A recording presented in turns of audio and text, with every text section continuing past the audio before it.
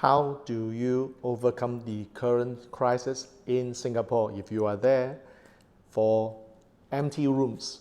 Nobody wants to show up in live events, and therefore it will cost you time and money because when you want to speak in the room, nobody show up. So in this video, I'm going to give you 3 tips to help you overcome this. First of all, if you have been following my work, I have got other similar videos about training, speaking, and facilitation.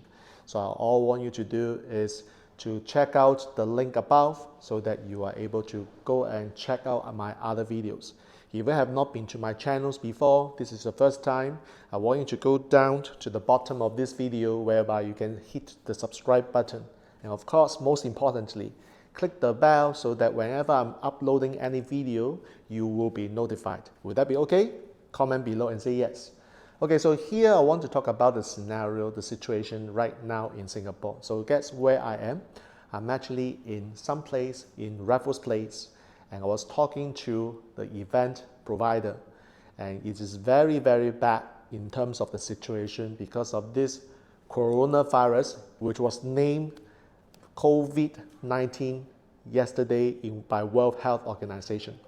So the question is that I originally had 16 people sign up for this event, but this morning I was told that, actually yesterday I was told that it's 14, 2 people would not show up.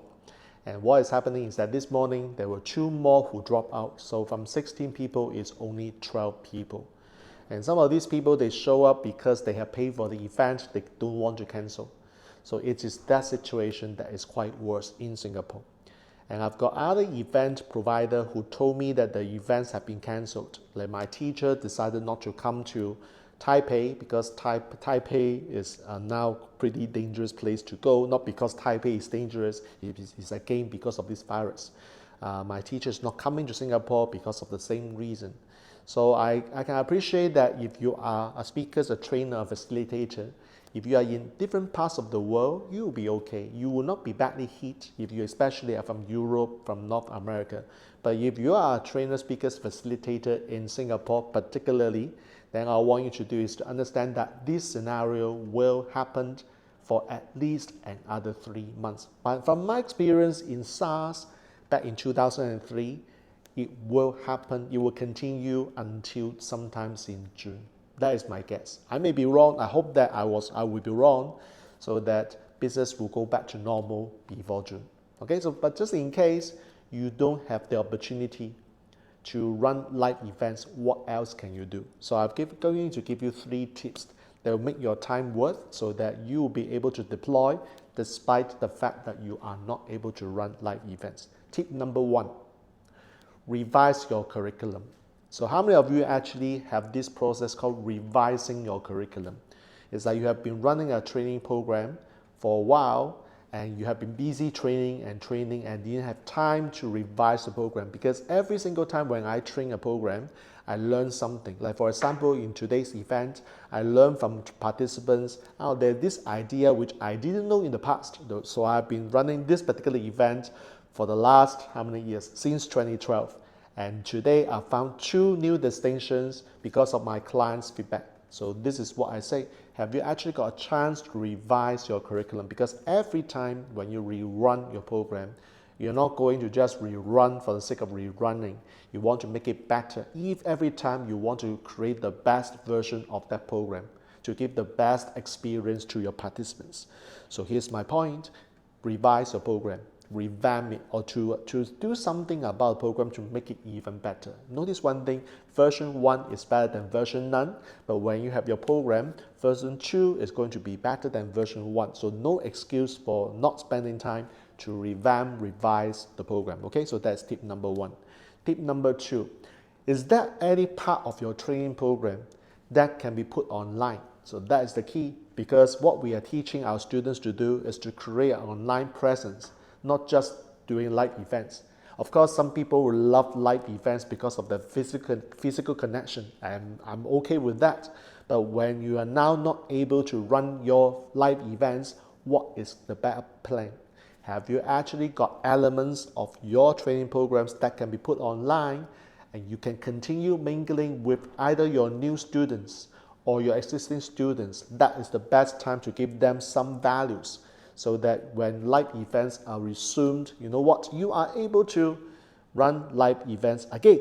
But this is a good time to actually consider putting some things online or put some training online in terms of like what we call the online courses. So is there any program, any parts of the program that can be put online? So this is a good time to think about it. So tip number 3, this is very important.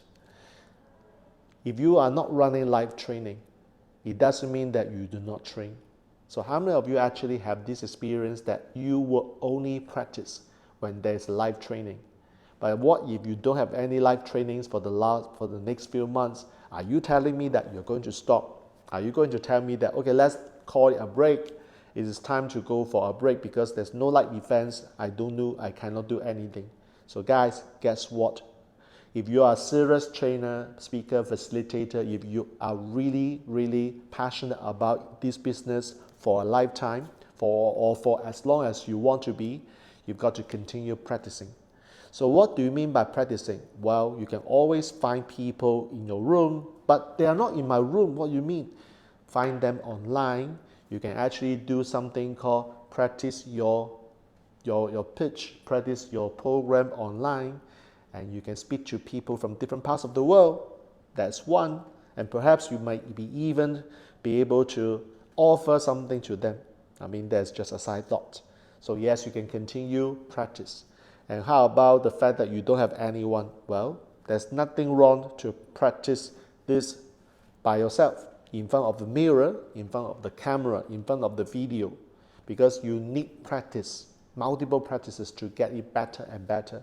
Like this current event, actually, I have been running this since 2012, and I can remember what slide comes first and then what am I supposed to say. It's like I have internalized it, so therefore it becomes very smooth. But imagine if this is the program that you have created and you have only trained this for the first time, second time, you do not have enough practices. That might be the good time for you to do it. So these 3 tips will help you continue honing your skill, making it better and better, and take this opportunity to create an online presence so that when you come back to live events, you know what happened? That is, your online side will support you while you are not around. Isn't it better that you have both the live events on one hand and the online events on the other hand, making your presence stronger, expand your horizon, and therefore you can make more money by helping more people? Sounds good? If you like what I share, comment below. I would love to hear from you. If you have any other questions about speaking, training, and facilitation, I do my best to answer these questions when you post your questions below. So I'll look at this and will see whether I can help you or not. Okay, remember I've got other training programs, other training videos. You can watch, you can learn from me. So obviously, I will do my best to continue giving you more contents in this channel. Okay, so remember, hit the subscribe button and remember, hit the bell so that you get notified for any future videos that I have uploaded. Till then we next meet, Jack Wong here signing off. All good wishes.